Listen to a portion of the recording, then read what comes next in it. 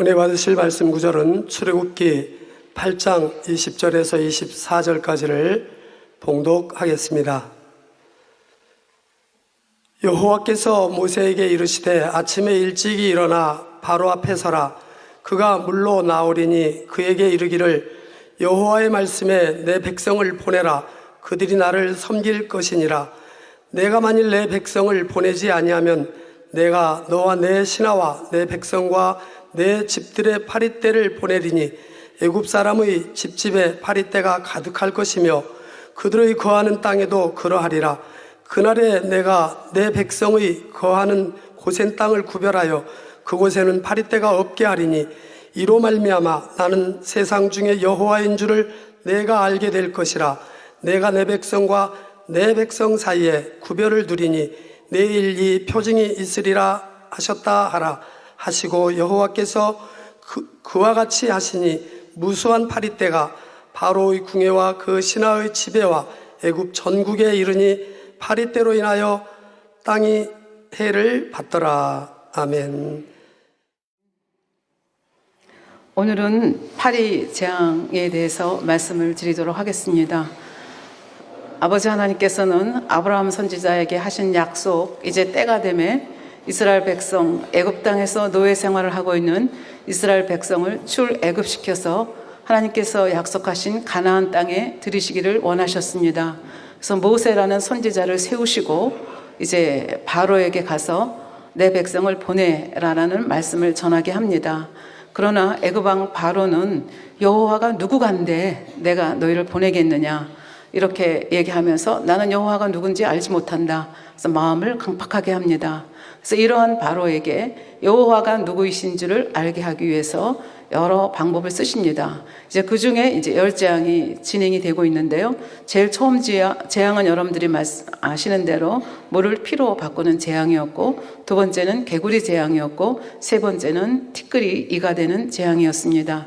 사실 이 세 가지 재앙만 보아도 바로는 여호와 하나님이 누구신지를 능히 알 수 있었습니다. 그럼에도 불구하고 그 마음속에 너무 자기 권세와 힘에 대한 자신감이 있었고 여호와를 알고자 하는 마음이 없었기 때문에 계속 마음을 강팍하게 합니다. 이 재앙 때는 심지어는 애굽의 술사들조차도 지금까지는 개구리 재앙이나 피 재앙은 흉내를 낼 수 있었지만 이 티끌을 가지고 이를 만드는 건 흉내를 낼 수가 없었습니다. 그래서 이것은 여호와의 손길이 함께한 것이다, 여호와의 능이 함께한 것이다 하면서 바로에게 충원했지만 바로는 계속 마음을 강팍하게 합니다. 그래서 이런 강팍한 바로에게 하나님께서 다시 모세 선지자를 보내십니다. 그러면서 내 백성을 보내라 다시 말씀하시고 만일 내 백성을 보내지 않으면 파리떼를 보내서 바로의 궁과 신하의 집과 백성들의 집에 이 파리떼를 보내는 이 재앙을 내리시겠다 말씀합니다. 그리고 이제 이스라엘 백성에 거하는 고센 땅과 구별을 하겠다 말씀하십니다. 그럼에도 불구하고 바로는 들은 채를 하지 않습니다. 이 강팍한 바로에게 이제 파리떼 재앙이 내리게 됩니다. 그것이 오늘 말씀드리는 파리 재앙입니다. 그래서 저는 이제 파리 재앙에 대해서 이렇게 생각을 하면서 이 말씀을 준비하기 전까지는 굉장히 단순하게 생각을 했습니다. 파리? 그렇지. 우리 어렸을 때 파리가 많았거든요. 이제 위생 상태가 좋아질수록 파리를 이제 보기가 힘든데 그럼에도 불구하고 요즘도 뭐 쓰레기통이 있는 곳이나 이런 데 보면 파리들이 생기지요. 그래서 이제 우리가 볼 수 있는 파리라는 것이 기껏 이제 그런 정도의 지파리 아니면 이제 여름철에 포도 같은 걸 먹고 쓰레기통에 잠깐만 그 포도 껍질을 놔두면 거기서 언제 생기는지 이 초파리들이 생겨가지고 날아다니는 거 보죠. 뭐 그런 정도. 그다음에 시골에 가면 이제 뭐 우사나 이런 데서 보이는 쇠파리, 좀 큰 파리 정도, 이런 정도가 이제 전부라고 저는 생각을 하고 있었습니다. 그러나 이번 이제 말씀을 준비하면서 지난번에 이에 대해서도 굉장히 종류가 많다는 것에 저도 놀라고 여러분들도 놀라셨는데요.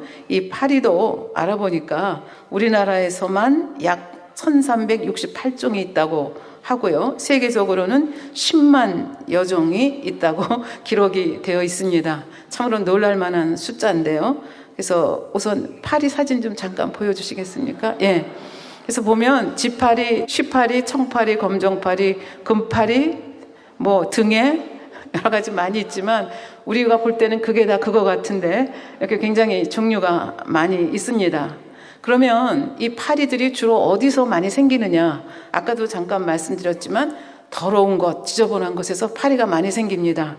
그래서 주택가에 쓰레기 처리 잘못하게 되면 파리가 왕창 끼어 있는 거 지금도 우리 보고 있죠. 산과들의 쓰레기통, 그다음에 해변에 가면 오징어니 무슨 뭐 생선 말리는데 보면 거기도 또 그 특유한 파리들이 많이 생기는 걸 볼 수가 있습니다. 그런 거 하면 돼지우리나 뭐 소우리, 그다음에 닭 치는데 양계장 이런 데 보면 또 파리들이 많이 우글거리고 퇴비 모아놓은 곳에도 파리들이 많이 생기는 걸 볼 수 있습니다. 그다음에 목장의 축사, 그리고 이 짐승들의 배설물이 있는 곳에 파리들이 많이 들끕니다. 그런 거 하면 산과 들이라 할지라도 동물들이 죽어 있는 시체에 보면 파리들, 구더기들이 들끓는 거 볼 수 있고, 더 나아가서 배설물, 그다음에 이제 지금은 이런 거 발견하기가 굉장히 힘들지만 야외 그 재래식 그 화장실, 여기에 아마 어렸을 때 그 재래식 화장실 써보신 분들은 기억이 나실 것입니다. 구더기가 오글거려서 굉장히 가기 힘들어하던 그런 기억이 아마 있으실 텐데요. 그래서 파리는 이렇게 지저분한 곳에서 주로 이제 기생을 하면서 자라게 되지요. 그래서 파리는 지금 이제 구더기에 대해서 말씀을 드렸는데 파리하고 구더기하고 무슨 관계가 있냐, 이제 이런 의문을 가지실 분들에게 여러분들 이제 자연 시간에 또 중고등학교 때 생물 시간에 완전 변태와 불완전 변태에 대해서 배우셨을 것입니다. 그래서 이 파리는 완전 변태를 하는 그런 곤충입니다. 완전 변태라고 하는 것이 뭐냐 하면, 그림을 잠깐 보여주시겠습니까? 아래서부터 시작해서 유충이 되고, 유충이 이제 파리의 경우는 구더기가 되는 거죠. 구더기가 나중에 번데기가 되고, 번데기에서 파리가 이제 번데기를 뚫고 파리가 나오게 되고, 파리가 또 알을 낳고, 이렇게 하면서 파리의 일생이 이제 계속이 되는 것입니다. 그래서 이것이 이제 완전 변태라고 얘기를 하거든요. 나중에 메뚜기 재앙에 가서 말씀드리겠지만 메뚜기는 완전 변태가 아니라 불완전 변태를 합니다. 여하간 완전 변태는 저렇게 알에서 유충에서 번데기에서 성충으로 되는 이 사이클을 도는 것을 이제 완전 변태 곤충이라, 그렇게 여러분들이 기억을 하시면 되겠습니다. 그래서 일반적으로 암수가 교미를 하면 2, 3일 지난 후에 산란을 하는데 알을 굉장히 많이 낳습니다. 그래서 지파리의 경우는 한꺼번에 50개 내지 150개를 낳고, 검정파리는 400여 개를 낳습니다. 예, 알 낳는 사진 잠깐만 보여주세요. 예. 저렇게 해서 알을 낳습니다. 굉장히 확대를 해놓은 그림이죠. 그런데 이런 암컷은 한꺼번에 50개 내지 150개를 낳는데 한 번만 낳는 게 아니라 일생 동안 6번 내지 9번을 낳습니다. 그러니까 파리가 얼마나 빠르게 번식할 수 있는지 하는 것을 여러분들이 아실 수가 있을 것입니다. 그런데 파리는 여러분들이 아시는 바와 같이 위생적으로 굉장히 불결한 그런 그 곤충이라고 하는 것을 알 수가 있겠는데요. 이걸 조금 더 심층적으로 이제 공부를 좀 해보도록 하겠습니다. 너무 깊이 들어가면 저도 머리 아프고 여러분도 머리 아파서 그냥 어느 선에서 조금 정리를 하도록 하겠습니다. 저도 그 전까지는 별로 관심이 없었는데 이 파리재앙을 이제 설교해야 되는 입장이 되다 보니까 공부를 좀 하게 됐습니다. 우선 이 파리와 인간과의 관계를 보면 우선은 병원체를 매개하고 운반하는 역할을 이 파리가 한다는 것입니다. 그래서 특히 이제 지파리 같은 거 이렇게 해서 운반을 많이 하는데, 파리가 운반하는 병원체에는 어떤 것이 있느냐? 장티푸스, 콜레라, 아메바성 이질, 세균성 이질. 여러분들은 요즘은 무슨 장티푸스나 이런 걸로 고생하는 일 별로 볼 수 없기 때문에 이 전염병이 얼마나 힘든 전염병인지에 대해서는 별로 감각이 없습니다. 그만큼 이제 저희 위생 상태가 좋아졌기 때문에 그런데요. 이제 좀 저희가 가난하고 위생 상태가 좋지 못했을 때는 다 이런 콜레라니 무슨 뭐 장티푸스니 이질이니 이런 것들이 꽤 종종 있었던 것을 기억을 저는 합니다. 그래서 이런 그 파리가 어떻게 해서 이런 그 병원체들을 많이 옮기느냐 하는 것은 파리의 그 생활 모습하고 또 파리의 생김새하고 많은 관계가 있습니다. 우선은 파리의 습성을 보면 음식물만 먹는 것이 아니고 아까 그 쓰레기장이나 동물의 사체나 아니면 변 이런 거에서 파리가 많이 생긴다. 그거에서 여러분들이 이미 짐작을 하셨듯이 이 파리는 음식물만 먹는 게 아니라 사람과 동물의 배설물이라든지 아니면 분비물이라고 하는 게 무엇입니까? 변이라든지 소변이라든지 침이라든지 콧물이라든지 아니면 상체에 나는 고름 같은 거 이런 것들을 이제 먹고 사는 거죠. 그리고 또 하나 특이한 것은 이제 반고체, 주로 액체를 먹는데 반고체 음식을 먹을 때는 이렇게 소낭이라는 것이 있어서 거기에 들어있었던 걸 다시 토해내서 그 반고체 음식을 녹여서 액체로 만들어서 다시 흡수한다는 얘기입니다. 이 흡수하는 과정에서 그 음식물에 섞여있던 병원체가 토해내는 과정에서 다시 밖으로 나오는 거죠. 그리고 녹여내는 과정에서 또 다시 들어가는 거고 이러면서 이제 파리가 여기저기 옮겨 다니면서 이 병원체들이 이제 여기저기 확산을 하게 되는 거고요. 여러분들이 이제 현미경 사진, 접사 사진을 보면 파리가 이 온몸과 다리에 굉장히 그 미세한 털들, 이 강모들이 많이 나 있습니다. 그리고 다리에도 보면 그 욕반이라고 하는 것이 있어가지고 굉장히 이런 것들을 옮기기에 한 번 앉았다. 그러니까 우리가 눈에 보이지 않아서 그렇지 그걸 현미경 들여다본다면 그 파리가 앉았던 그 음식을 아마 먹기가 상당히 힘들지 않을까 그런 생각이 들 정도로 온몸이 그런 털로 있는 거죠. 그래서 기계적으로 뭐 예를 들어서 상처에 고름에 앉았다가 다른 데 앉는다 그러면 그냥 자연적으로 이렇게 이동을 하게 되면서 병원체니 그런 더러운 것들을 같이 묻혀서 나가게 되는 거죠. 그러니까 이 파리라고 하는 것이 굉장히 좀 지저분한 동물, 더러운 곳에서 나는 동물이다 하는 걸 알 수가 있겠습니다. 그리고 요즘은 교통이 너무 발달되다 보니까 미국에 사는 파리가 한국에 오는 게 옛날에는 불가능했습니다. 근데 요즘은 비행기만 타면 오거든요. 배만 타면 오기 때문에 굉장히 이렇게 또 이동도 굉장히 빠르고 물론 이제 위생이 발달이 돼서 옛날만큼 그런 건 아니지만 굉장히 이 파리라고 하는 동물이 우리가 생각하는 것만큼 그렇게 만만한 것이 아니다 하는 것을 볼 수가 있겠고요. 또 집 밖에서 활동하는 파리, 검정궁파리라고 하는 게 있는데 이거는 심한 경우에는 그 소아마비 바이러스를 옮긴다고 합니다. 그리고 아까 보면 땅에 해를 입혔다 그런 말씀이 있잖아요. 그러니까 바로의 궁에도 신하의 집에도 그 다음에 백성들의 집집에도 그 다음에 온 땅에 파리떼가 가득하고 땅이 해를 받더라.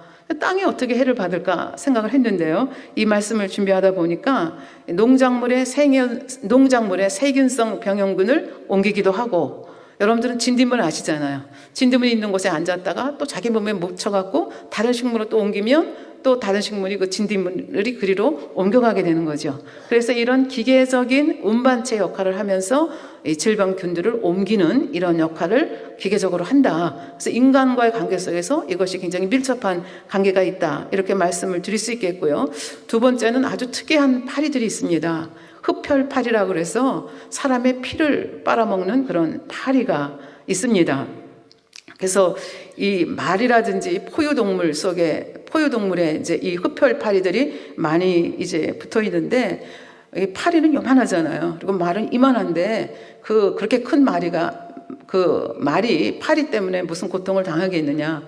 그렇게 큰 소가 파리 때문에 무슨 고통을 당하겠느냐 하지만 이 파리가 찰싹찰싹 달라붙으면 굉장히 힘듭니다. 거기다가 이제 피를 빨아먹으면 너무 힘든 거죠.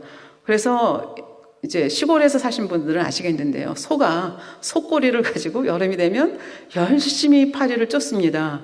근데 이제 그 속꼬리를 가지고도 안 쫓아지는 부분에는 거기다 이제 뭐 알을 쓴다든지 뭐 이런 일이 벌어지는 거죠. 그래서 제가 어떤 분 얘기를 들으니까 시골에서는 소를 기를 때 가끔 냇가에 가서 비누칠을 다 해가지고 그냥 빡빡 이건 밀어가지고 말하자면 목욕을 시킨다는 거예요. 그래서 뭐 저렇게까지 목욕을 시키나 그랬더니 그게 거기에 붙어있는 알 같은 것 그것들이 거기서 구데기가 되면 안 되잖아. 얼마나 괴롭겠습니까? 그러니까 이 소를 사랑하는 소가 젖도 잘 나야 되고 육질도 좋아야 되고 일도 잘해야 되잖아요. 근데 파리의 때에 너무 고통을 받으면 빼빼 말라가고 젖도 많이 안 나가고 굉장히 손해가 많은 거예요. 그러니까 농부의 입장에서는 이렇게 위생적으로 깨끗하게 처리를 해준다, 그런 말씀을 제가 들었습니다. 그래서 이 흡혈팔이라는 것이 또 이것도 종류가 여러 가지 있는 것 같아요. 그래서 여러분이나 저는 텔레비전을 안 보기 때문에 아마 이 프로그램에 대해서 무슨 소린가 그렇게 생각하실 텐데요. 저도 이번에 이제 검색을 하는 과정에서 그 SBS에서 그 정글의 법칙이라고 하는 프로그램이 있나 봐요. 그래서 이제 정글 속으로 들어가서 삶의 체험을 하는 그런 프로그램인 것 같은데요. 그 뉴질랜드에 갔을 때 거기서 그 쥐라기 숲으로 갔는데, 쥐라기 숲으로 간 사람들이 뭐에 공격을 받았는가 하면은 샌드플라이라고 하는 흡혈파리의 공격을 받았다는 얘기입니다. 그래서 이렇게 보시면 그 밑에 발이 그 흡혈파리의 그 흡혈파리고요. 그다음에 흡혈파리고요. 그다음에 저렇게 물리면 저렇게 되는데, 거기 있는 대로 가려움증이 굉장히 심하고 평균 10일 이상 흉터가 그냥 남아있는 거예요. 그러니까 우리가 생각하는 만큼 파리가 그렇게 단순히 귀찮기만 한 그런 가벼운 존재가 아니다라고 하는 것을 알 수가 있겠습니다. 그런가 하면 또 아프리카에는 체체파리라고 하는 무서운 파리가 있더라고요. 그래서 체체라고 하는 것이 아프리카 쪼아나어로 파리라는 말이라고 하는데요. 이 체체파리는 사람에게는 수면병, 동물에게는, 그러니까 가축에게는 나가나병이라고 하는 것을 옮기는데, 수면병? 수면병이 뭐지? 그래서 저도 찾아보기 시작했습니다. 그랬더니 이 체체파리가 수면근을 가지고 있는, 그 충을 가지고 있는 감염된 사람이나 동물을 피를 빨아먹게 되면 그 빨아먹는 피 속에 이 수면병균이 같이 따라 올라오는 거죠. 그리고 그 파리가 또 다른 사람을 물게 되거나 다른 짐승을 물게 되면 그 파리 속에 있는 그 수면병을 일으키는 그 균이 어떻게 돼요?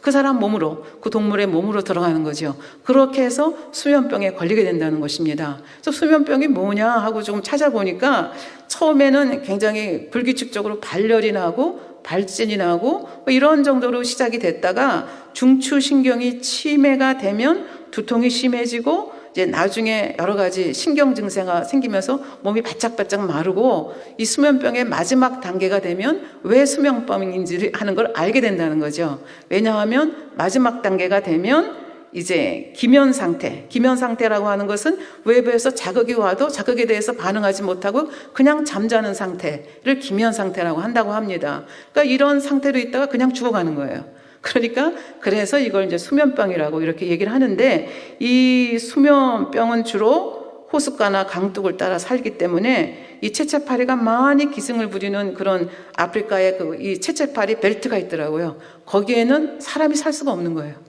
그렇게 해서 거기서 벗어나서 다른 곳에서, 그러니까 굉장히 위험한 파리가 있다고 하는 걸 알 수가 있겠습니다. 그러니까 파리가 우리가 생각하는 그런 정도로 간단한 그런 동물이 아니다라고 하는 것을 알 수가 있겠고요. 그 다음에 이제 아까 그 파리 일생 중에서 알을 낳고 알이 구더기가 된다, 그렇게 말씀을 드렸는데, 이 구더기증이라고 하는 또 질병이 있더라고요. 그래서 이 구더기증이라고 하는 것은 주로 이제 털이 있는 짐승에 하고 관계되는데, 아까도 잠깐 말씀드렸지만 이제 아무리 짐승들이 꼬리로 이제 그 파리를 털어내려고 해도 털어내지 못하고 털 속에다 알을 낳게 되면 그 알이 이 유충이 되면서 구더기가 되면서 이 가죽을 뚫고 피하 조직으로 들어간다는 거예요. 그래서 피하 조직 속에서 이제 몇 번의 변태를 겪으면서 이제 이게 구더기가 커지는 거죠. 구더기가 커지면 그 다음에 번데기가 돼야 되잖아요. 번데기가 돼야 되니까 다시 그 가죽을 뚫고 밖으로 나오는 거예요. 그래서 가죽을 뚫고 밖으로 나오는 과정에서 그 몸속에 있을 때도 얼마나 괴롭겠습니까? 그리고 가죽을 뚫고 나오는 과정에서 그 큰 구더기가 나와야 되니까 가죽에 상처가 그러니까 피하 조직에 상처가 나게 되는 거죠. 그러면 이 상처 나는 곳으로 병원균이 들어가면 또 질병에 걸릴 수 있게 되는 거죠. 그래서 이것도 제가 찾아보니까 사진들이 있는데, 사진 앞에 이렇게 써 있더라고요. 극혐오성 이렇게 써 있기 때문에 제가 여러분들 점심 못 사게 하면 안 되기 때문에 사진은 못 보여드리지만 한번 상상을 해보십시오. 가죽으로 파고 들어가서 온몸, 이게 몸에 이게 구데기가 되고 구데기가 밖으로 다시 나오고, 그래서 너무 막 고통을 받으니까 핀셋으로 이렇게 뽑아주는 장면도 그 사진 속에 있는 걸 보았습니다. 그러니까 이 목축을 하는 사람들의 입장에서, 목장을 하는 사람들의 입장에서는 이런 파리떼가 그냥 파리떼가 아니라 이게 수익과도 관계가 되고 짐승이 너무 괴로워하고, 또 지난번에도 언젠가 양 얘기하면서 말씀드렸지만 여름철에 코파리라고 하는 것이 있다는 말씀드렸습니다.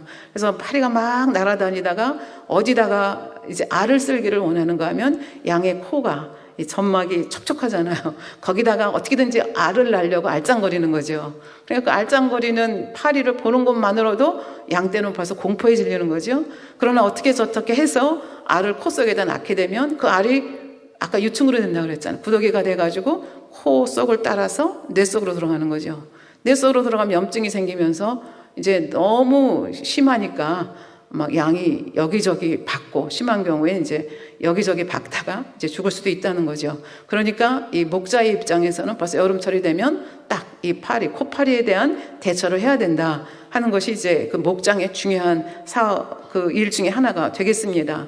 그래서 파리는 우리가 생각하는 것만큼 단순히 불쾌하다, 기분 나쁘다. 특히 이제 여름철에 잠깐 낮잠 자려고 하면 파리가 많이도 아니고 한두 마리 딱 날라와가지고 잘만 하면 얼굴에 앉고 잘만 하면 손등에 앉아가지고 굉장히 괴롭히잖아요. 그러니까 잠을 잘 수가 없어서 파리를 잡으려고 파리채를 들고 돌아다니면 천정에 가서 붙어 있잖아요. 천정에 붙어 있는 거 어떻게 잡겠어요? 그러니까 이런 걸 보고 또 궁금한 사람들은 뭐 해요? 어떻게 파리는 저렇게 거꾸로 천정에 붙어 있을 수 있을까? 또 이거를 또 몇백 년 연구하더라고요. 여하간에. 그래서 그러나 생활인의 입장에서 보면 이 파리를 잡아야 되는데 쉽지가 않은 거예요. 그러니까 이제 이 파리가, 더군다나 우리가 이 파리가 몸에 막 털이 많고 각모가 많아가지고 뭐 예를 들어서 이렇게 변에 앉았던 파리가 우리가 맛있게 만들어 놓은 호박죽에 빠졌다. 그러면 그 호박죽 알고 먹기는 참 힘들잖아요. 그러니까 이런 식으로 일상생활에 이제 불편을 주는 정도로 저희는 생각을 했지만 사실은 굉장히 이 파리가 미치는 영향이 우리가 생각하는 것만큼 그렇게 작은 것이 아니다라고 하는 것을 말씀드리기 위해서 제가 이 말씀을 드렸습니다. 그러니까 바로 왕의 입장에서는 그냥 우리가 생각하는 그런 파리떼기 때문에 귀찮다, 힘들다, 그 정도가 아니라 이런 우리가 예상하지 못한 이런 일들이 지금 일어나는 거예요. 그러니까 땅이 해를 받고 바로의 궁도 예외가 아니고 신하의 집도 예외가 아니고 온 애굽 땅이 이 파리떼로 창궐을 하기 때문에 그것 때문에 당하는 재앙이 그때 당시로서는 그것이 물리적으로 보았을 때 파리 재앙이다. 이렇게 볼 수가 있겠고요. 또 여러 번 말씀드렸지만 이렇게 애굽 사람들이 재앙 받는 거를 뭐 때문에 그렇게 자세하게 기록을 해서 성경에다가 놓았느냐. 단순히 그때 그런 일이 있었다. 그 사건으로 끝나는 것이 아니라 이 사건이 가지고 있는, 각 재앙이 가지고 있는 영적인 의미가 있다고 말씀드렸습니다. 그래서 그 영적인 의미를 풀어주시고, 당회장님을 통해서 풀어주시고, 우리가 예를 들어서 이 팔이라고 하는 것은 입하고 관계가 되어 있거든요. 말하고 관계가 되어 있습니다. 그래서 이 파리 재앙이 우리한테 임했을 때 왜 오는가? 그 원인을 알 수가 있지 않습니까? 원인을 알면 치료가 되죠. 우리가 병이라고 하는 것이 원인을 몰랐으면 이것 써보고 저것 써보고 하다가 왁화가 되는데 원인을 정확하게 알면 치료 방법도 정확하게 생기는 거죠. 그래서 영적으로 봤을 때 이 파리 재앙의 영적인 의미가 뭐냐? 그래서 파리는 아까도 말씀드렸지만 쓰레기장이라든지 변이라든지 뭐 소변이라든지 또 이런 동물의 사체라든지 뭐 고름이라든지 이런 아주 지저분한 그 분비물을 먹고 산다 그렇게 말씀을 드렸는데 이 더러운 곳에서 생겨나고 또 아까도 말씀드렸듯이 무슨 콜레라나 이질이나 이런 질병들을 옮기는 그리고 사람을 괴롭게 하고 뭐 채채파리 같은 특수한 경우에는 그 서서히 죽어가게 만드는 거죠. 수면병을 통해서 사람을 죽게까지 만드는 이런 그 역할을 하는 거죠. 그래서 이 영적인 의미가 뭐냐? 사람의 마음이 더러우면 마음에 있는 것이 입술을 통해서 나오고 입술을 통해서 나온 말을 통해서 그것이 쌓이고 쌓이면은 이제 파리재앙으로 임한다는 거죠. 그래서 이 파리재앙하고 관계되는 말씀으로 신약성서에 보면 이제 예수님에게 나온 바리새인들과 서기관들이 있습니다. 어떻게 하든지 예수님을 책잡기 위해서 나왔는데 건수를 하나 잡았습니다. 그날은 제자들이 식사하는 걸 보니까 장로의 유전에 의하면 손을 깨끗이 닦고 식사를 해야 되는데 손도 닦지 않고 떡을 떼는 장면을 보았습니다. 그래서 그 장면을 보고 바리새인과 서기관들이 예수님께 묻습니다. 장로의 유전에 의하면 손을 깨끗이 닦고 밥을 먹어야 되는데 어떻게 당신 제자들은 손도 안 닦고 더러운 손으로 밥을 먹냐? 이렇게 질문을 했을 때 예수님께서 해주신 말씀이 오늘 파리제왕하고 이제 연결이 되는 말씀이라고 생각을 합니다. 마태복음 15장 11절에 보면 이렇게 얘기하는 분들에게 예수님께서 이렇게 말씀하셨습니다. 입에 들어가는 것이 사람을 더럽게 하는 것이 아니라 입에서 나오는 그것이 사람을 더럽게 한다. 그럼 입에서 나오는 그것이 무엇이냐? 18절, 19절 보면 입에서 나오는 것들은 마음에서 나오나니 이것이야말로 사람을 더럽게 하느니라. 마음에서 나오는 것은 악한 생각과 살인과 간음과 음란과 도적질과 거짓 증거와 회방이다. 이렇게 말씀을 하셨습니다. 입으로 들어가는 게 더러운 게 아니라 사실은 정말로 더러운 것은 마음에서 나온다. 그래서 마음에 거짓이 있으면 거짓말 하게 되는 거고, 간음하고 음란한 마음이 있으면 음란한 말 하게 되는 거고, 그 다음에 악한 마음이 있으면 회방하고 비난하고 이런 말이 나오게 돼 있다. 이 말씀을 하셨습니다. 우리는 이 말씀이 굉장히 우리한테 익숙하죠. 우리 마음이 선하면 선한 말이 나오고 악한 마음이 있으면 악한 말이 나온다. 그래서 우리가 마음에 할례를 해야 결국 입에서도 선한 말씀이 나올 수 있다. 그 말씀, 이것이 결국 성결의 포인트가 아니겠습니까? 그래서 이제 제일 중요한 건 마음의 성결을 이루어야 되는데, 마음의 성결을 이루어서 온영으로 들어가기 전까지는 우리는 항상 이 언어에 이제 조심을 해야 된다는 얘기가 되겠습니다. 내가 아무리 뭐 아름다운 미사여구를 쓰고 싶다 할지라도, 이제 요즘 우리 김장을 많이 하는 철인데요. 이게 많이 익어가는 김장 몇 포기 들고 버스 한번 타보십시오. 아무리 꽁꽁 맸어도 김치 냄새 나지 않습니까? 생선을 들고 버스 한번 타보세요. 사람들이 다 쳐다보잖아요. 코 한번 이렇게 하잖아요. 그러니까 우리가 무엇을 아무리 꽁꽁 싸도 우리 속에 무엇이 있느냐에 따라서 결국은 냄새가 날 수밖에 없는 거죠. 또 우리가 향수를 조금만 뿌려도 그냥 지나가면 향수 냄새가 나잖아요. 그러니까 우리 속에 무엇이 있는가에 따라서 결국은 밖으로 나올 수밖에 없다 하는 것을 말씀을 드리고요.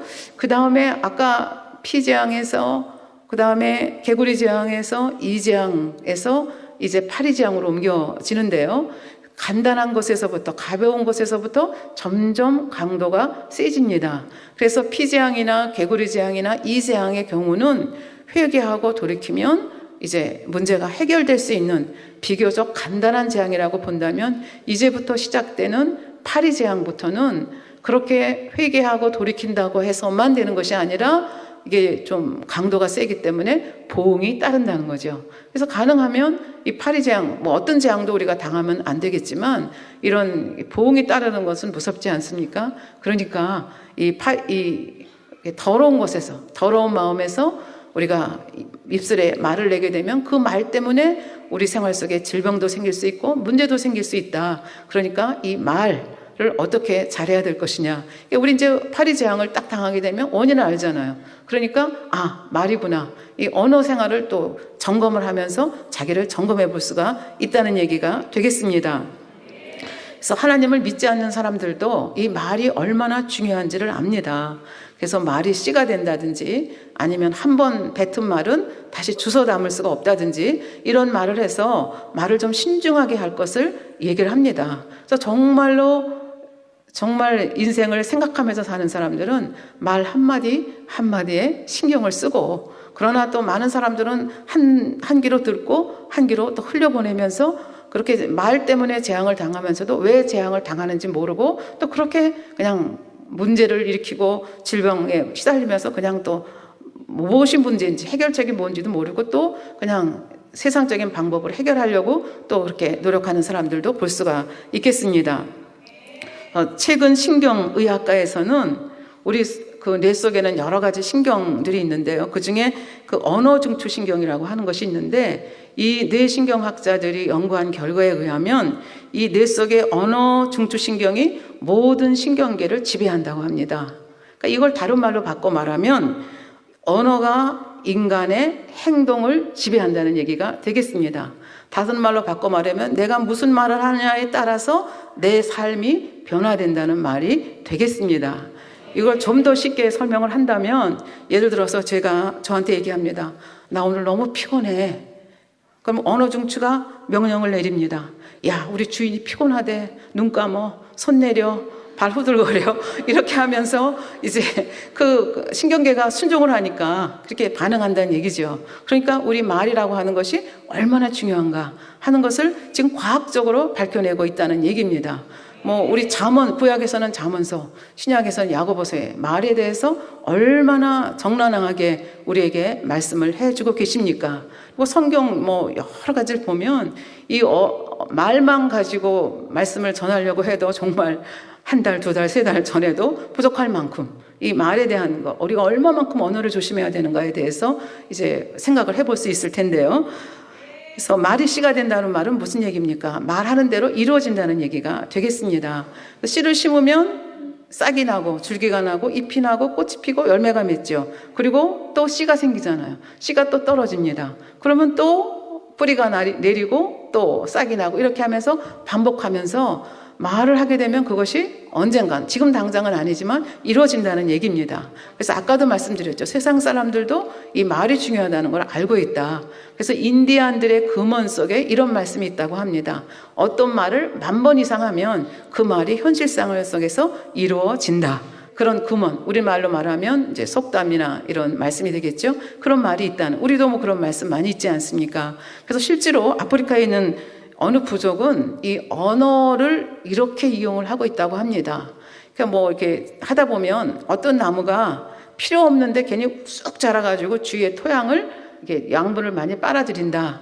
그러면 저 나무를 좀 없애고 싶다. 그럼 우리 생각에는 톱으로 그냥 가서 간단히 잘라내면 되겠는데, 이 사람들은 시간이 많은지 아니면 톱이 없어서 그런지 아니면 더 고차원적인 것을 쓰는지 모르지만 이 사람들의 방법은 이러하다고 합니다. 불황민들이 다 모여서 그 나무를 둘러싸고 모인다고 합니다. 그리고 이 없애야 할 나무에게 악담과 저주를 하는 것입니다. 뭐라고 저주합니까? 너는 살 가치가 없어. 차라리 죽어버려라. 우리가 생각하기에 나무가 말도 못하는데 뭘 알아들을까 이런 생각을 하지만 나무는 몹시 아픕니다. 그래서 아파서 고생하고 고민하다가 결국은 시들시들 죽어버린다는 얘기입니다. 실질적으로 아프리카 어느 부족에서는 이와 같이 해서 톱으로 나무를 잘라버리는 게 아니라 이렇게 저주를 해서 이렇게 나무를 고사시켜버린다는 이런 기사를 읽어본 적이 있습니다.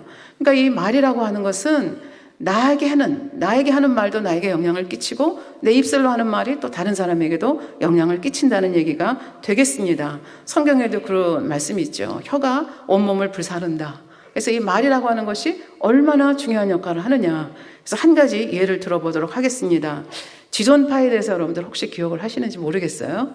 이 지존파의 대부였던 한 청년이 결국은 재판을 받아서 사형 선고를 받았고 이제 사형 집행을 당했습니다. 그래서 사형 집행을 당할 때 마지막으로 남긴 말이 다음과 같은 말. 자기가 왜 오늘날 이렇게 지존파의 대부가 됐는가? 그 실마리를 이렇게 이야기를 하고 이제 세상을 떠난 거죠. 17년 전 저는 초등학교 다닐 때에 학교 선생님한테 미술 시간에 크레파스를 가지고 오지 않았다고 꾸지람을 호되게 받았습니다. 저는 그 당시 너무나 가난해서 가지고 올 수가 없었는데 그 말을 차마 할 수가 없었습니다. 그러자 선생님은 너는 왜 말을 듣지 않느냐고 화를 내시면서 저를 때렸습니다. 나중에는 준비물을 가져오라면 훔쳐서라도 가져와야 될 것 아니냐라고 했습니다. 그때부터 저는 빗나가기 시작했습니다. 초등학교 선생님의 그 한마디가 내 일생을 바꿔놓았습니다. 그때부터 저는 물건을 훔치기 시작했습니다. 훔치는 것이 재미있었습니다. 도둑질을 시작한 것이 내 운명을 이렇게 만들었습니다. 굉장히 무서운 얘기 아닙니까? 아마 이 여선생님은 자기 때문에 조그마한 어린아이가 이렇게 성장했다는 거 만약에 알았더라면 이런 말 했겠습니까? 그러나 우리 생활을 보면 내가 의식하지 못하면서 나는 악의로 한 말이 아닌데 나는 그냥 내 언어 습관에 대해서 그런데 이렇게 하면서 악담을 하거나 저주를 하거나 욕을 하는 경우가 굉장히 많이 있습니다. 그래서 요즘 이렇게 그 젊은이들이 굉장히 욕을 많이 한다고 그러잖아요. 그래서 저는 이제 그 욕하는 젊은이들을 잘 못 봤기 때문에 단에서도 이제 그런 말씀 하셨는데 그걸 경험할 기회가 없었습니다. 근데 하루는 이 산책을 하고 돌아오는데 앞에 아마 고등학교 학생들인 것 같아요. 청년들 두세 명이 가면서 대화 나누는 걸 듣게 됐습니다. 근데 정말 말끝마다 욕을 하더라고요. 제가 여기서 옮길 수 없는 욕을 하는 거예요. 그래서 같이 가던 옆에 우리 집사님에게 야, 사실이네. 어떻게 말끝마다 저렇게 욕을 하냐? 근데 내용은 이것이었습니다.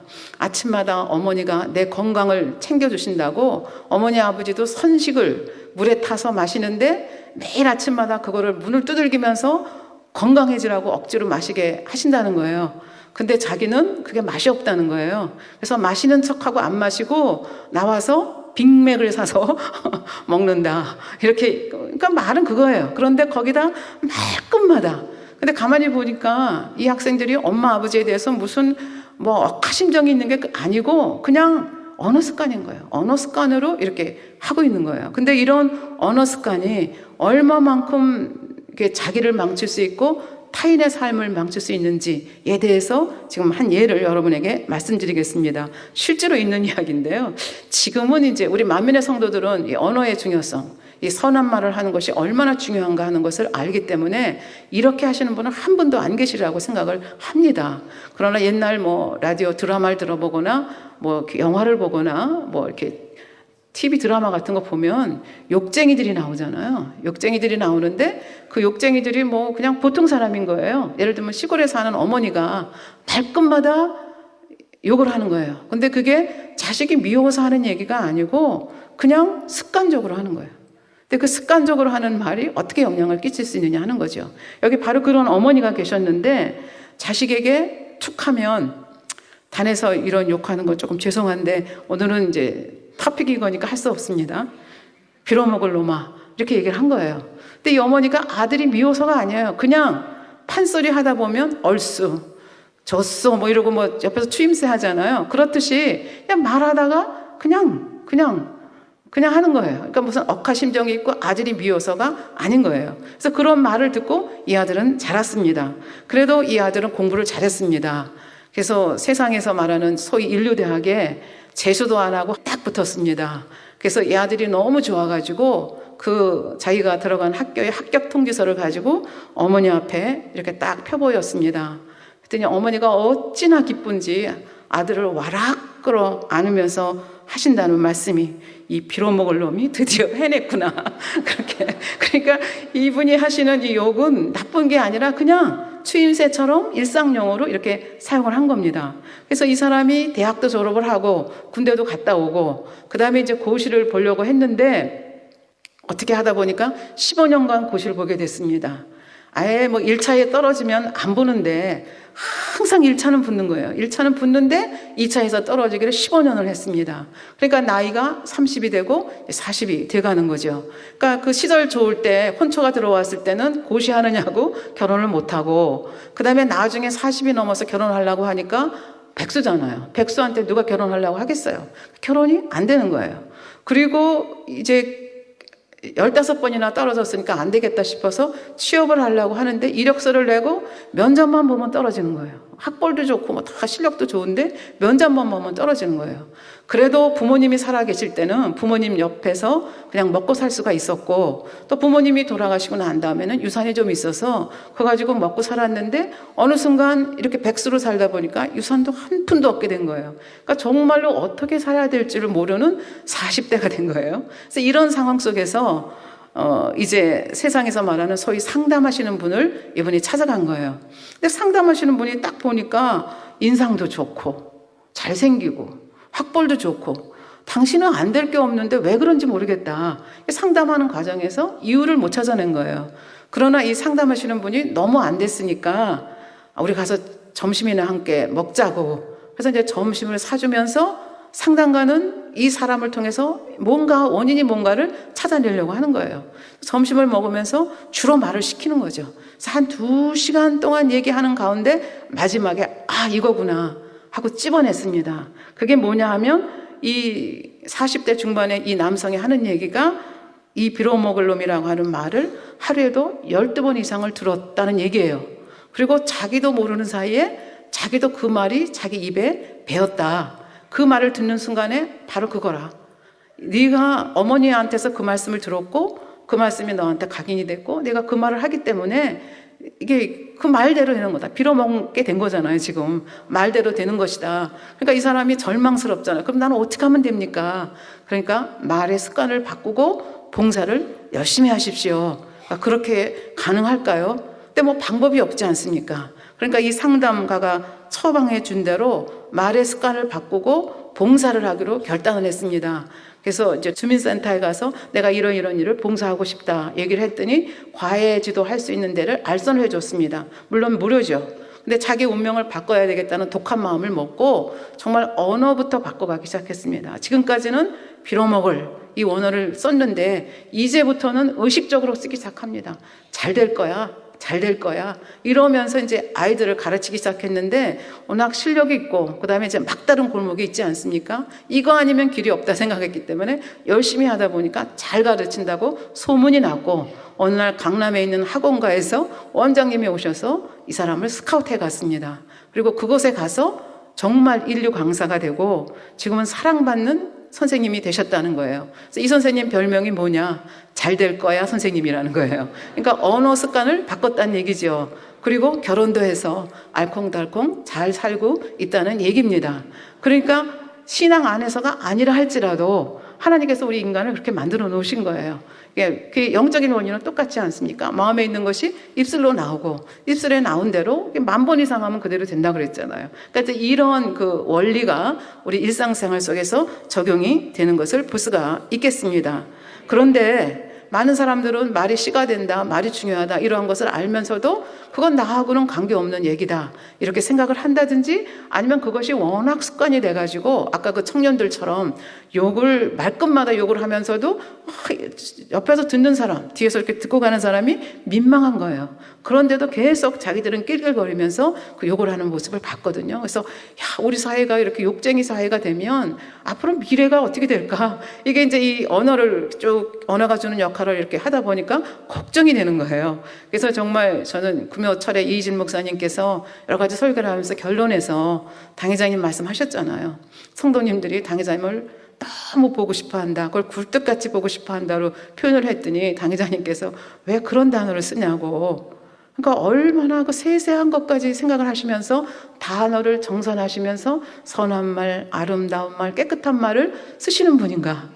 그러니까 전혀 생각해보지 못한, 물론 이제 언제나 선한 말 하시고 부정적인 말 안 하시는 분이라는 건 알았지만 참 대단하신 분이다. 지금 우리가 늘 쓰는 굴뚝 같은 뭐 그런 말 다 쓰는데 그 단어가 가지고 있는 그 인상, 이것까지 그 거문다는 그것까지도 싫어하셔서 쓰지 않도록 하시는 그 모습을 보면서 굉장히 은혜를 받았습니다. 근데 우리가 이렇게 언어를 정선한다면 우리의 삶이 바꿔질 수밖에 없는데, 근데 우리의 주위를 가만히 보면 아까 그 빌어먹으리라는 그 자식을 사랑하면서도 자식이 잘못되기를 바라는 것이 아니라 그냥 애칭을 쓰듯이 그렇게 썼는데도 불구하고 그것 때문에 자식의 삶이 그렇게 망가지듯이 자기도 의식하지 못한 사이에 부모님인데도 불구하고 자식들한테 독서를 품어내는 경우들이 있다는 거죠.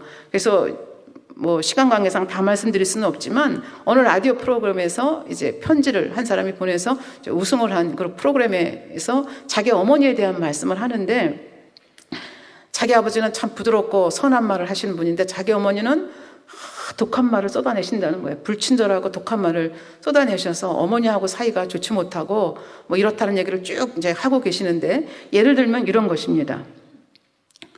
조금 단어가 세더라도 용서해 주시기 바랍니다. 이제 애들 보면은 신발 이렇게 꺾어 신고 다니는 사람 많잖아요. 특히 운동화. 그럼 부모님들 입장에서는 질색하시잖아요. 그럼 어떻게 얘기해요? 왜 신발 꺾어 신고 다니냐고, 좀 바로 신고 다니라고. 이렇게 얘기하면 좋은데 뭐라고 얘기하느냐? 빌어먹으려고 신발 구겨 신고 다니니? 하고 소리 지르는 거예요. 그 다음에 이제 우리도 밤에 여자아이가 밤늦게 들어오는 거 원치 않지 않습니까? 그럼 밤늦게 들어왔다. 그럼 야단 칠 일이면 딱 끌어앉아서 야단을 시키고 그렇게 하지 않도록 하거나 타이르면 되는데, 계집애가 신세망 치려고 야밤에 돌아다니냐? 하고도 소리를 질렀다는 얘기예요. 그 다음에 이제 엎드려서 책을 보면 우리 독서할 때 정확하게 좋은 그 광도 아래서 반듯하게 앉아서 독서하는 게 최상이죠. 그런데 뭐 만화책 본다, 소설책 본다 그럴 때 어떻게 해요? 엎드려서 이렇게 볼 수 있잖아요. 근데 어머니 입장에서 그렇게 보면 눈이 나빠진다 하고 그냥 타이르면 될 것을 뭐라고 얘기하시느냐? 눈이 멀고 싶어서 엎드려서 책 보냐? 눈이 먼다는 거 생각만 해도 끔찍하지 않습니까? 그러니까 이제 자기도 모르는 사이에 이러한 끔찍한, 그리고 방이 더러우면 좀 치우라고 그러면 되는데 병나고 싶어서 이렇게 방을 집구석을 더럽게 하고 있냐. 그러니까 말끝마다 자기도 의식하지 못한 사이에 독한 말을 쏟아내는 거예요. 그러니까 이 편지 쓴 이 아가씨는 이제 결혼까지 했는데 아가씨는 이제 어렸을 때는 그 말을 그대로 듣는 거예요. 근데 사춘기가 되면서 이제 머리가 트이면서 어머니가 독한 말을 이렇게 쏟아내겠지. 그러면 그 독한 말 쏟아내기 전에 내가 독한 말 먼저 해야지. 그래갖고 엄마가 독한 말 쏟아낼 그 찰나에 내가 먼저 독한 말을 하는 거예요. 그러니까 결국은 딸도 엄마처럼 자기도 의식하지 못한 사이에 그렇게 되는 거죠. 그렇게 하면서 결국은 이 어머니가 이제 췌장암으로 말기에 돌아가셨는데 마지막 순간까지도 어머니는 독서를 하셨다는 거예요. 그래서 이렇게 어머니가 너무 이러니까 시집 와서도 이렇게 식구들이 그 자식들이 어머니한테 전화도 잘 안 하고 전화 걸어도 시답지 않게 받고 그러는 거예요. 그러니까 어머니가 굉장히 외롭게 사는 거예요. 어느 날 굉장히 어머니가 편찮은 목소리로 전화를 해서 깜짝 놀라가지고 가보니까 얼굴이 반쪽이 된 거예요. 그래서 병원에 가자고 하니까 어머니가 대뜸 하시는 말씀이 돈이 썩어나냐? 이러고 또 악담을 하신 거예요. 그러니까 그 마음은 그런 마음이 아닌데 이게 말을 독하게 하시는 거예요. 그래서 그 병원에 가서 보니까 췌장암 말기였고 그렇게 고통받다가 세상을 떠났다. 그래서 돌아가는 순간까지도 우리 어머니는 독서를 하셨다. 이제 그런 건데, 그리고 이제 그 편지는 끝나 있는데 저는 이걸 읽으면서 이 딸도 걱정스럽다. 자기도 모르는 사이에 이 독설이 뱄잖아요. 독설이 배고 뭐 시어머니 욕하면서 더독한 시어머니 된다는 말이 있잖아요. 그러면서 이 언어 생활이 얼마나 중요한가 이런 것을 다시 한번 이 파리재앙은 우리의 입술하고 관계된다고 그랬죠. 이 말하고 관계가 되는데 이 말은 결론적으로 우리의 심령하고 관계가 됩니다. 이 마음하고 관계가 된다는 것을 말씀드리면서 이 성경에 보면 아까도 말씀드렸지만 이 언어 생활과 그 사람의 삶이 얼마나 한 개인도 그렇고 한 사회도 그렇고 한 나라도 그렇고 이 굉장한 관계가 있기 때문에 이 언어 생활에 대해서는 우리가 조금 더 좀 깊이 생각해 볼 필요가 있는데요. 오늘은 이제 시간이 없기 때문에 딱 한 가지 예만 들고 마치려고 합니다. 한마디 말 때문에 세상 말로 말하면 신세 망친 여자에 대한 이야기입니다. 그래서 이 여자가 누구냐? 여러분들이 잘 아시는 사울의 둘째 딸이고 다윗의 아내인 미갈이라고 하는 여인입니다. 그래서 이 미갈이라고 하는 여인은 사실은 다윗과 사울 간의 관계는 여러분들이 아시지 않습니까? 골리앗과의 그 어려운 일이 벌어졌을 때 왕이 뭐라 그랬습니까? 이 골리앗을 처치하는 사람에게는 부도 주고 딸도 주고 그 집을 풀어주겠다, 자유롭게 해주겠다 약속했습니다. 근데 막상 이제 골리앗을 쳐보시고 그 다음에 이제 백성들이 그 관심이 누구한테로 가요? 다윗에게로 가는 것을 보면서 사울이 질투에 눈이 멀기 시작합니다. 그러면서 사실 딸을 그냥 줘야 되거든요. 그 약속이잖아요. 골리앗 처치했으니까. 근데 그 약속을 이제 딸을 주기는 줘야 되는데 아주 교묘하게 이게 좀 이렇게 왜곡해서 행동하는 모습을 볼 수 있습니다. 첫째 딸을 보내려고 했더니 다윗이 지가 감히 그러면서 거절했습니다. 왜냐하면 그때 당시에 다윗은 시골 아주 가난한 집 아들, 이름도 없는 가난한 집 아들입니다. 그러니까 내가 감히 어찌 왕의 딸을, 뭐 이런 개념이죠. 근데 둘째 딸 미갈이 이 다윗을 사랑한다는 얘기를 아비가 들었습니다. 아비는 딱 계산을 합니다. 이것을 이용해야 되겠다. 그래서 올무를 만들어야 되겠다 얘기를 하죠. 그래서 이 둘째 딸 또 얘기를 하니까 뭐 이러고 또 이제 거절하니까 뭐라 그래요? 페이백, 요즘으로 말하면 지참금 많이 가져올 거 없다. 요거만 가져오면 된다. 근데 그 지참금이 참 요상하지 않습니까? 이 블레셋 사람의 양피 100개를 가지고 오면 딸을 주겠다는 거예요. 그러니까 그 뒷면에는 뭐가 있겠어요? 그 양피 100개를 얻기 위해서는 블레셋 사람 적어도 100명을, 그것도 남자 100명을 죽여야 되잖아요. 그러니까 그 블레셋 사람을 죽이는 과정에서 이 다윗이 죽기를 바란 거예요. 그러니까 다윗이 그거라면 난 할 수 있겠습니다. 그리고 나가가지고 양피 100개가 아니라 200개를 가져오거든요. 그래가지고 결국은 미갈을 아내로 삼습니다. 그런데 사울 왕은 이 다윗을 어떻게 하든지 없애고자 합니다. 그래서 미갈도 압니다. 아버지의 마음도 알고 다윗의 처지도 압니다. 그래서 이제 사태가 악화되는 것을 보면서 집에 돌아온 자기 신랑 다윗에게 얘기합니다. 오늘 이 밤에 당신이 도망가지 않으면 당신은 우리 아버지 손에 잡혀서 죽을 것이라고. 그러면서 창으로 달아 내려서 도망을 시킵니다. 이렇게 해서 이제 도망자의 삶이 오랜 세월 동안 시작이 되죠. 그래서 결국 이 미갈은 어떤 면에서 아버지보다 신랑인 다윗을 더 사랑한 그런 사람이라고 볼 수가 있겠습니다.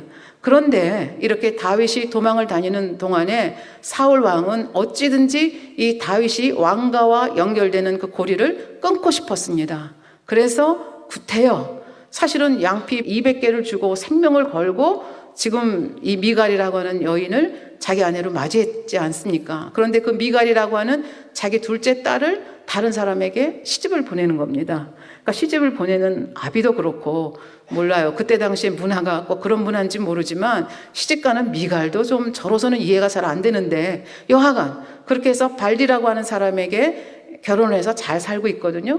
그동안 다윗은 고생하면서 이제 도망자의 생활을 하고 사울 왕이 이제 죽고 전쟁에서 다 죽고 나서 이제 남유다의 왕이 되고 북이스라엘은 11지파가 이스보셋을 중심으로 해서 또 똘똘 뭉쳐 있지 않습니까?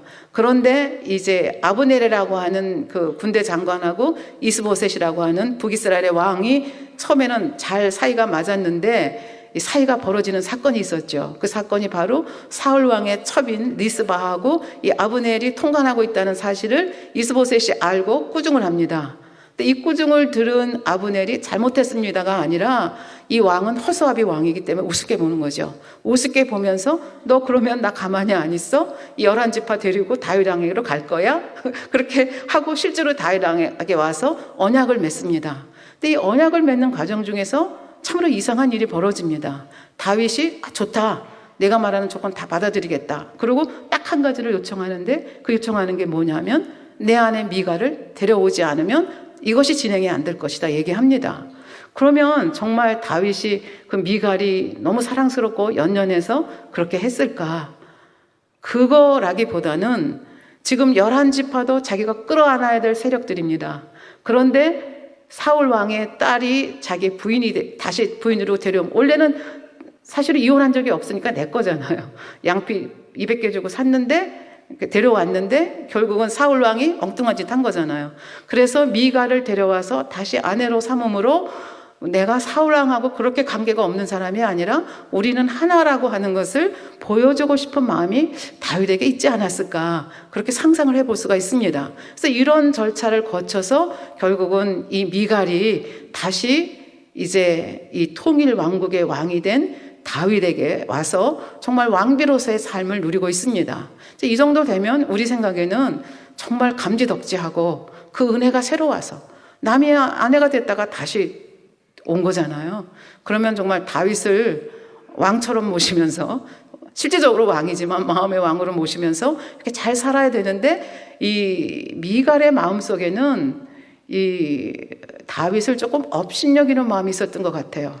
자기는 40년이나 왕의 딸로 있었고 이 다윗은 저 시골에 있는 가난하고 이름도 없는 집 아들이라는 그 개념이 아마 남아 있었지 않을까, 이렇게 해서 이제 이 사건이 벌어지지 않을까 싶습니다. 이 사건이라고 하는 것이 사무엘하 6장에 그 기앗 여아림에 있었던 언약궤를 다윗성 새 예루살렘, 그 예루살렘 성으로 모셔오는 그 상황 속에서 이런 일이 벌어집니다. 여러분들도 잘 아시다시피 처음에 3만 명을 동원하고 악대를 동원해서 아주 엄청난 행사를 벌이면서 이 기앗 여아림에 있는 이 언약궤를 가지고 오는 과정에서 소 달구지에, 소 수레에 이 언약궤를 싣습니다. 그리고 물론 이제 소 수레는 정말 아주 삐까번쩍하게 화려하게 꾸몄겠죠. 그리고 오는 가운데 소가 뛰었고 언약궤가 떨어질까봐 우사가 손을 잡는 순간 그 하나님께서 화가 나셔서 그 우사를 진멸했다. 그래서 이제 그 언약궤를 설명하면서 여러 가지 설명을 말씀드렸는데요. 그때 제가 미처 이렇게 이렇게 정말 그 핵심을 빠뜨렸는데요. 그걸 나중에 당회장님께서 말씀해 주셨습니다. 그래서 희진 목사님께서 그때 다시 한번 설명을 해 주신 것 같은데요. 사실 이 수레라고 하는 것은 블레셋 사람들이 그 언약궤를 반환할 때는 수레에다 실었습니다. 왜? 그 사람들이 할 수 있는 최선의 방법이기 때문에 그렇습니다. 그러나 언약궤는 이미 모세 선지자를 통해서 어떻게 이것을 날라야 된다는 것을, 어떻게 운반하고 얼마나 소중히 여겨야 된다는 것을 이스라엘 백성이면 모르는 사람이 없습니다. 그래서 고핫 자손이라고 하는 레위 자손이 그것도 그냥 달랑 언약궤만 매는 것이 아니라 여러분들이 성경을 자세히 읽어보면 싸고 또 쌉니다. 그렇게 해서 노출되지 않도록 언약궤를 잘 쌓은 다음에 그걸 어깨에다가 메어서 이렇게 운반을 하도록 되어 있습니다. 우리도 옛날 사극 영화 같은 거 보면 임금님 행차하실 때 어떻게 해요? 수레에다가 행차하지 않지 않습니까? 그러니까 언약궤는 하나님의 임재를 상징하기 때문에 하나님께서 원하시는, 내가 보기에 좋은 방법이 아니라 하나님께서 원하시는 그 방법대로 운반을 해야 됩니다. 네, 당회장님께서 지적하신 대로 수레라고, 소가 끄는 수레는 뭘 하는 것입니까? 짐을 끄는 것입니다. 그러니까 결국 하나님을 내 명예를 위해서 우사가 그랬든지 누가 그랬든지 하나님을 멸시하고 업신여기는 마음이 있었기 때문에 그것이 하나님 보시기에 정말 끔찍한 일이었던 거죠. 그래서 그런 사건이 벌어지고, 그러니까 그 사건이 벌어지고 나니까 다윗이 힘을 잃습니다. 그래서 이제 오벳 에돔의 집에 그걸 이제 안치를 하게 하죠.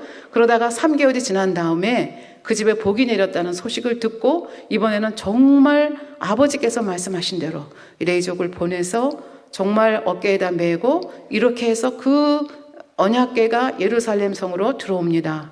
다윗이 그냥 첫 번에 들어왔을 때도 기뻤겠지만 한 번 실패했다가 또 이렇게 하나님의 그 소중한 뜻을 알고 다시 모셔왔을 때 그 기쁨이 아마 100배, 1000배는 됐을 것입니다.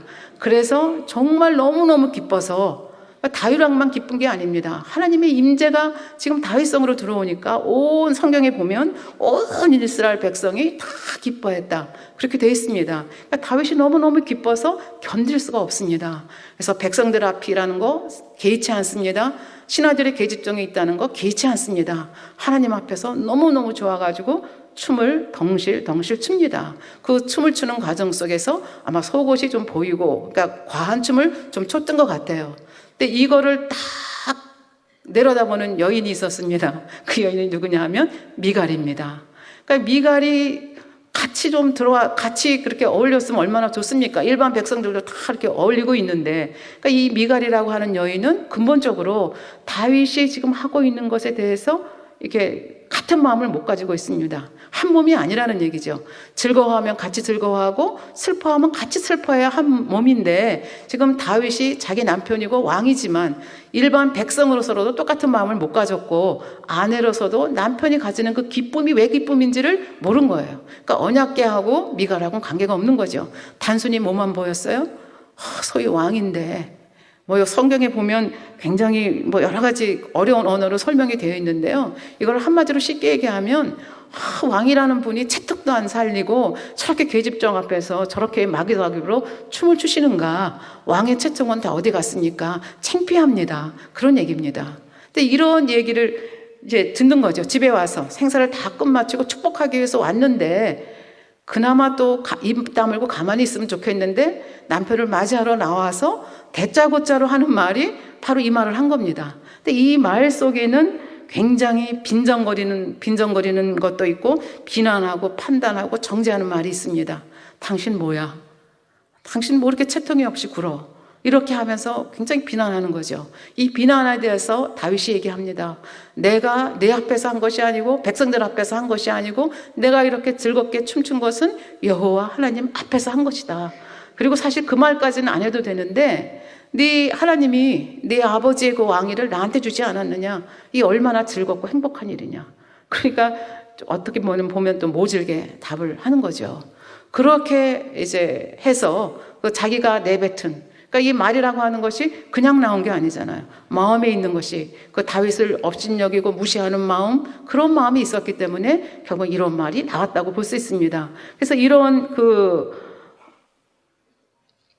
미갈의 태도에 대해서 다윗은 얘기합니다. 내가 더 이상 낮아질지라도 나는 또다시 춤출 것이다. 그러나 네가 말한 계집종의 그 앞에서 나는 하나님께서 나를 낮추지 않을 것이다 라고 하면서 자기 그 어린애 같은 신앙을 고백하는 모습을 볼 수 있습니다.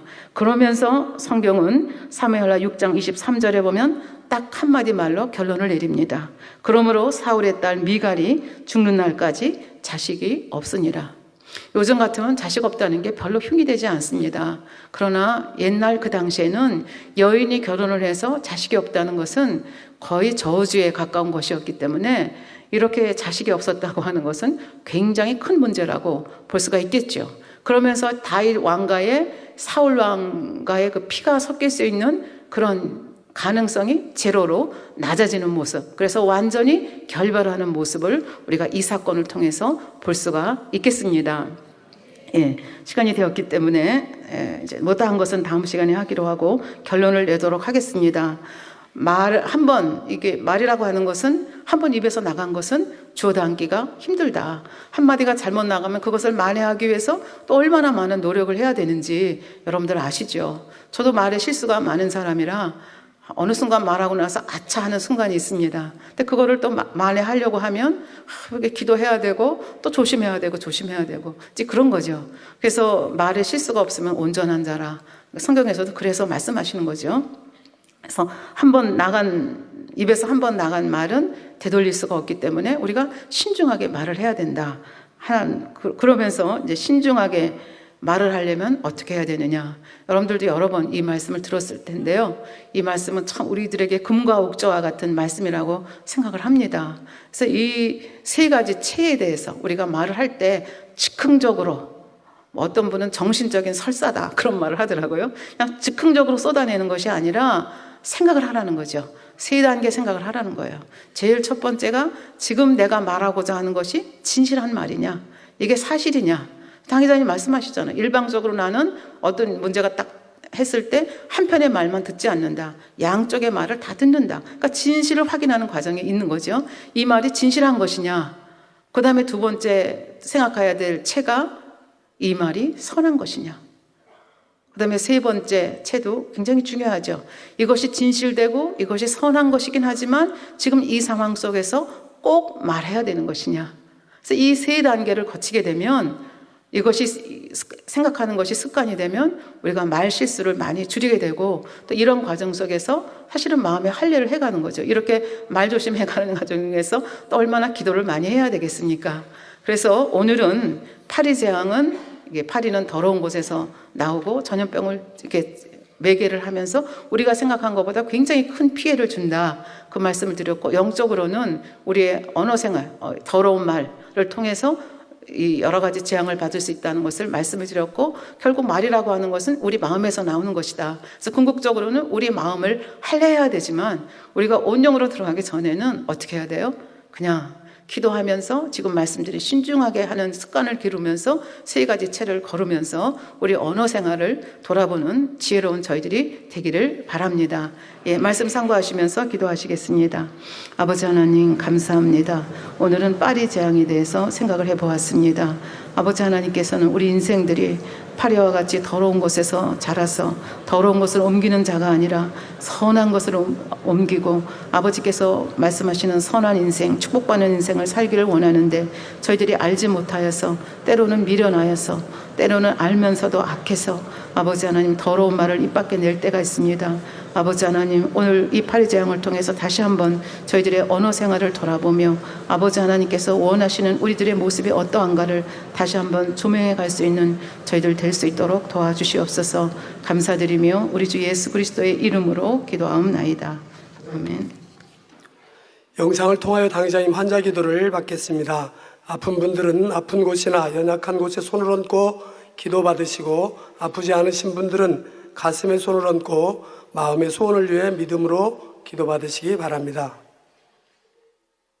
할렐루야. 전능하신 사랑의 아버지 하나님, 이 시간 기도받는 모든 성도님들 위해 안수하여 주옵소서. GCN과 인터넷과 화상을 통해 기도받는 지교회와 지성전 그리고 전 세계 하나님의 자녀들 위에도 시공간을 초월하여 역사하여 주시기를 원합니다. 믿어지는 믿음을 주시고 부정적인 생각과 의심의 세력을 물리쳐 주옵시며 모든 시험 환난도 물리쳐 주옵소서. 머리부터 발끝까지 오장육부 뼈 마디마디 온몸의 신경 조직 세포 등 아픈 곳마다 성령의 불로 태우시고 근본의 빛으로 역사하여 주옵소서. 예수 그리스도의 이름으로 명하노니 원수마귀 사단 모든 질병 균 연약함아 물러가라. 빛이 임하라. 모든 불치 난치병도 성령의 불로 태워 깨끗게 하여 주옵소서. 말라리아를 비롯한 모든 풍토병도 물리쳐 주옵소서.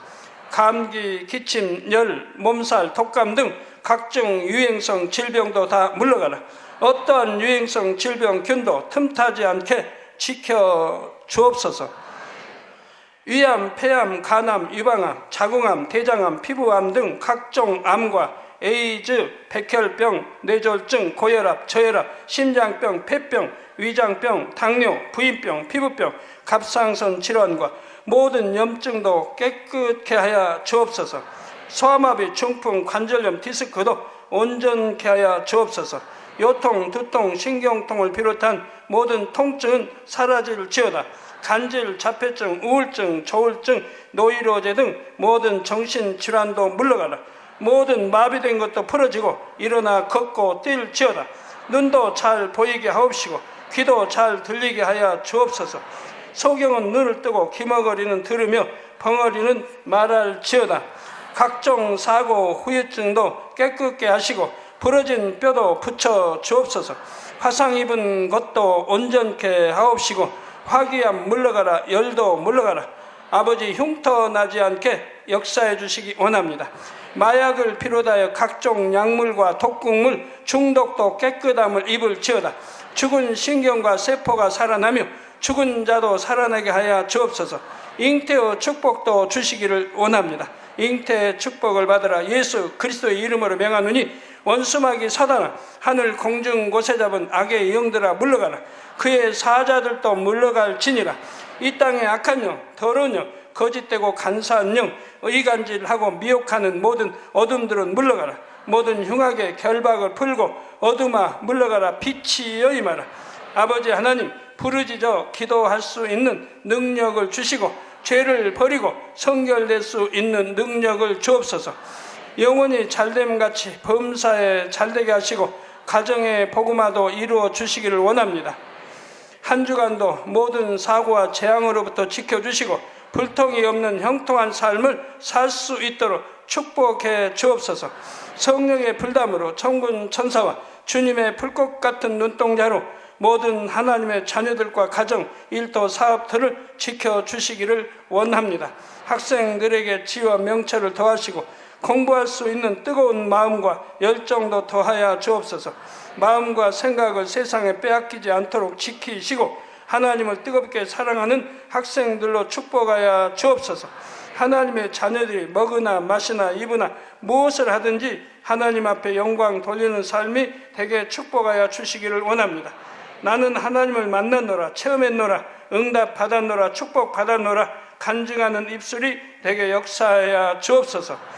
아버지 하나님 감사합니다. 홀로 영광 받으옵소서.